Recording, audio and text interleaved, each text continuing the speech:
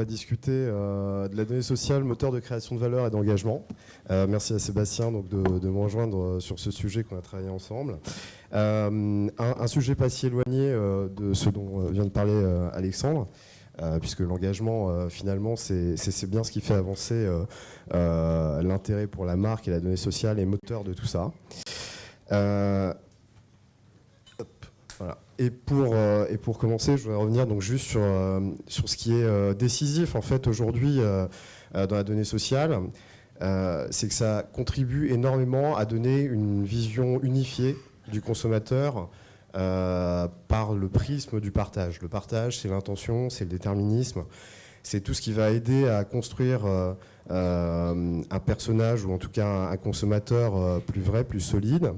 Et pour y arriver, donc, on a chez Radium One, nous, depuis 5 ans, travaillé des modèles d'identification, des modèles de prédiction, voilà, qui donnent un petit peu de matière à tout ça. Je ne vais peut-être pas dans mon sens, voilà. Donc pour commencer ces discussions, on va parler rapidement de la collecte et de l'exploitation de données. Et je vais laisser la parole à Sébastien pour qu'il nous explique un petit peu comment chez Microsoft tout ça est mis en place. Alors bonjour à tous. Effectivement, on s'est posé une question essentielle il y a 2 ans chez Microsoft France sur le retour sur investissement des réseaux sociaux. C'est un sujet qui est vraiment au cœur de nos discussions. Et on a cherché à craquer le code, parce qu'on investit beaucoup d'argent sur des campagnes médias, sur des réseaux sociaux, et on trouvait dommage que finalement, après la campagne, cette data sociale, elle reste sur les réseaux sur lesquels on annonçait. Et donc on était un petit peu frustrés. Et finalement, la réponse, on l'avait un peu sous les yeux, parce que comme tout bon community manager, mon équipe utilisait Bitly. Et quand on s'est un petit peu penché sur le modèle de Bitly, Bitly c'est un raccourcisseur d'URL pour gagner quelques caractères, notamment sur Twitter. Et quand quelqu'un clique dessus, ça dépose un cookie sur le PC de la personne qui a cliqué. Et cette donnée, elle est revendue à tout annonceur qui veut bien l'acheter. Et là, on s'est dit, c'est quand même dommage, parce que non seulement on ne capitalise pas sur nos investissements, mais en plus, on perd le contrôle de notre donnée. Et du coup, on a cherché un partenaire sur le marché qui était capable de nous apporter le même niveau de service, donc un raccourcisseur qui collecte de la donnée et qui nous permettrait de la conserver, de l'exploiter nous-mêmes, sans qu'elle soit partagée. Et on s'est naturellement rapproché de Radium One, non seulement pour l'outil, la plateforme, mais aussi pour le service, l'expertise et l'enrichissement des bases que vous pouvez apporter aux bases de données de cookie pool qu'on peut générer.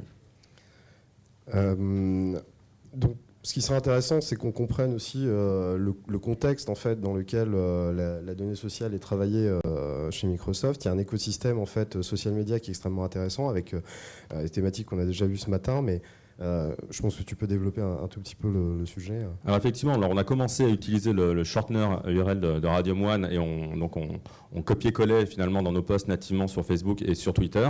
Bon, ça devient assez rapidement compliqué à étendre. Et du coup, au bout du pilote qu'on a fait au bout d'1 an et demi, on a discuté avec notre corporation à Seattle. Et là, on a décidé de travailler avec Sprinklr. Donc, qui est notre outil de publication, dont vous entendrez parler cet après-midi, pour intégrer nativement Radium One, pour taguer automatiquement tous les posts qui étaient poussés par les community managers de Microsoft, non seulement en France, mais au niveau mondial. Donc, on va automatiser la collecte de données, la centraliser, et c'est vrai que ça va bénéficier à l'ensemble des pays, à l'ensemble des filiales de Microsoft. Deuxième moyen de collecte, c'est l'Employee Advocacy Platform. On en a parlé ce matin avec le Crédit Agricole. Chez Microsoft, on utilise Sociable depuis 3 ans, 17 000 collaborateurs l'utilisent, donc un pouvoir d'amplification de plusieurs millions de personnes touchées et donc de cookies collectables. Donc là aussi, le shortener URL de Radium One est intégré dans Sociable pour auto-taguer les posts. Alors effectivement, l'intérêt il est plus sur les contenus qui ne sont pas issus de nos clusters sociaux qui sont déjà tagués par Sprinklr, mais plutôt par les contenus qui sont mis à disposition par l'ensemble des collaborateurs sur la plateforme, donc l'UGC, et tout ce qui est issu de la curation first party. Et comme ça, on collecte automatiquement au niveau global et au niveau mondial toutes les données sociales, donc tous les clics et tous les cookies qui proviennent de nos comptes sociaux. Alors, c'est difficile aujourd'hui d'aborder la donnée sociale et la donnée de manière générale sans réfléchir à la consolidation et tout ce que ça doit impliquer en termes de gestion de la donnée dans l'entreprise. Aujourd'hui, donc Radium One intervient avec Microsoft donc sur la récupération de la donnée et son activation par un stack DMP DSP intégré. Mais vous avez aussi, vous, chez Microsoft, d'autres outils qui servent derrière à compléter en fait cette gestion de la data, à l'enrichir et à segmenter. Effectivement, on utilise, donc on collecte la data. Une fois qu'elle est collectée, on va chercher effectivement à l'enrichir. Et là, on a plusieurs options. La première, c'est qu'on a une DMP traditionnelle qui est donc Adobe Audience Manager. Donc là, qui est une DMP assez traditionnelle finalement, qui consiste à taguer vos pages de vos sites web. Et en fait, quand un utilisateur va passer sur votre page, voilà, ça va générer un cookie. Et puis après, vous pouvez injecter même de la donnée plutôt propre à votre entreprise dans la DMP. Et l'idée, c'est d'arriver à réconcilier les deux, c'est-à-dire la data sociale qu'on a collectée via Radium One et la data qu'on a collectée via la DMP Adobe. Donc ça peut se faire que chez Radium One, du coup, puisqu'on ne peut pas importer les données de Radium One dans la DMP Adobe, mais par contre, le connecteur fonctionne dans l'autre sens. Et puis également, Radium One est complètement intégré à Marketo, donc qui est un outil, pour faire simple, de scoring, qui fait qu'en fait, chaque fois que vous allez toucher dans votre environnement paid on earn, votre client, votre prospect, il va être scoré. Voilà, s'il clique sur une bannière, il va avoir un certain nombre de points. S'il clique sur des emails, il va cliquer sur un certain nombre de points. S'il arrive sur le site web, il va avoir un certain nombre de points. Et en fait, ce score va venir enrichir la base de cookies collectés avec Radium One et nous permettre de créer des segments qui sont plus pertinents, notamment sur les intentionnistes, voilà, sur plutôt les prospects chauds, les prospects froids, etc. Et qui va permettre ensuite, quand on va utiliser cette base de cookies dans le plan média, de pouvoir faire des segmentations qui soient plus fines, et on en parlera un peu plus tard, d'augmenter notamment les taux de conversion. Alors on voulait faire un tout petit laïus sur la durée de vie des cookies. Aujourd'hui, elle est variable en fonction de vos impératifs, de business, l'endroit où vous vous trouvez dans le monde. Ici, avec Microsoft, on a choisi de travailler avec une durée de vie de cookies à 362 jours, donc en conformité avec la CNIL, la réglementation européenne, avec deux objectifs. Le premier, qui est de réconcilier les devices entre eux, puisque aujourd'hui, avec un cookie avec une durée de vie plus longue, on peut faire du matching avec des IDFA mobiles et donc retrouver un utilisateur tout le long de son parcours qui passe d'un cookie à un mobile et d'un mobile à un cookie. Et dans un deuxième temps, pour le synchroniser, synchroniser la donnée avec le cycle de vente. Et là, je pense que tu peux nous en dire un peu plus. Alors effectivement, à la base, alors on entend des chiffres, hein, on dit les cookies, la durée de conservation des cookies, c'est 60 jours, 90 jours. Après, ça dépend aussi beaucoup de votre secteur d'activité. Nous, en tout cas, chez Microsoft, on a étudié, voilà, au niveau de la loi et des compliance privacy notamment, quelle était la durée finalement maximale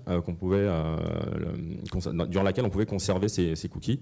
Alors la réponse est 362 jours. Alors pourquoi 62, je ne sais pas, et pas 365, mais en tout cas voilà, c'est 362 jours. Et finalement c'est quelque chose qui est extrêmement intéressant pour nous parce qu'on est quand même sur des ventes de produits et de services, que ce soit dans le grand public ou au niveau de l'entreprise, soit sur des systèmes d'abonnement comme Office 365, où là effectivement vous abonnez pour 12 mois et là on va arriver dans un cycle de renouvellement de l'abonnement. Donc du coup, on va pouvoir réexploiter la base de cookies collectés quelques mois pour inciter au renouvellement. Et sur tout ce qui est matériel, donc soit les consoles, que ce soit les tablettes Surface ou les ordinateurs Surface, là aussi, le marché globalement indique que le taux de renouvellement de ce genre d'équipement est plutôt de l'ordre de 15 à 18 mois. Donc là aussi, ça nous permet de continuer à imprimer la marque, à communiquer sur les nouveaux devices, sur les nouvelles versions, sur les nouveaux services. Et du coup, ça nous permet aussi de renouveler notre base de cookies, parce qu'à partir du moment où vous repoussez sur quelqu'un qui reclique, vous régénérez un cookie et vous repartez pour 362 jours. Donc ça, c'est aussi quelque chose qu'on entretient, une base qu'on entretient. Et c'est vrai qu'aujourd'hui, à la fois sur le B2B et B2C, pour vous donner un ordre d'idée, on a 3 millions de fans et followers sur les réseaux sociaux et on a réussi à engranger une base permanente de 1 million de cookies. Donc ça veut dire qu'on a quand même un tiers de nos fans et de nos followers qui sont embasés et qu'on peut après retoucher par différents moyens. Alors, on travaille ensemble avec Microsoft sur la création de modèles, justement à partir de cette donnée sociale, parce que la donnée pour la donnée, eh ben, effectivement, ça sert à rien et il faut bien essayer d'en ressortir quelque chose d'un peu concret. On travaille notamment donc sur la création de scénarios d'engagement et de personas, qui sont des modèles types en fait d'utilisateurs. La méthodologie, pour vous la faire assez courte, on croise les données donc issues de Microsoft avec les données issues des data stores Radium One pour arriver à trouver des points de convergence dont fait partie la donnée sociale, pour arriver à créer donc l'empreinte que vous avez là, à savoir un profil sociodémographique, une empreinte technique ou technologique, des données de navigation, les centres d'intérêt, les intentions d'achat, du partage. Donc tout ça permet de mapper le consommateur à un instant T, de le mapper dans son parcours client, de le mapper dans son intérêt de consommation et de le recibler ensuite dans un contexte qui va être celui défini par Microsoft pendant ses campagnes. Alors effectivement, ce qui est intéressant au-delà de la collecte et de l'exploitation pour recibler, c'est l'étude des données. Parce qu'on a tous des objectifs, des cibles marketing. Voilà, donc ça, on va essayer de toucher ces personnes-là. Et puis après, il y a la réalité, donc des gens qui engagent avec nous sur les réseaux sociaux. Et là, c'est la vraie vie. C'est les vraies personnes qui engagent avec votre marque au quotidien. Et c'est intéressant de comparer les personnes qu'on veut toucher et finalement les personnes qu'on touche réellement. Et ça permet du coup d'avoir de la donnée assez rapidement d'ailleurs, pour rectifier éventuellement des plans marketing pour voir si on est à côté de la cible ou vraiment dans le cœur de cible, et puis du coup moduler ces investissements médias pour les optimiser. Et j'aime bien prendre cette petite exemple. Des fois, on fait des découvertes, notamment là, c'est le cas sur Xbox. On connaît plutôt bien notre cible gamer. Et puis, grâce aux données de Radium One, on s'est rendu compte que les utilisateurs de Xbox étaient fans de motocross. Et ça, je peux vous dire que personne ne l'avait vu venir. Donc, on s'est dit, bah tiens, c'est marrant. Et du coup, dans le plan média qui a suivi, et bien du coup on a commencé à annoncer sur des sites de motocross pour vendre des consoles Xbox, et ça personne ne l'aurait imaginé si on n'avait pas analysé la data qu'on avait préalablement collectée.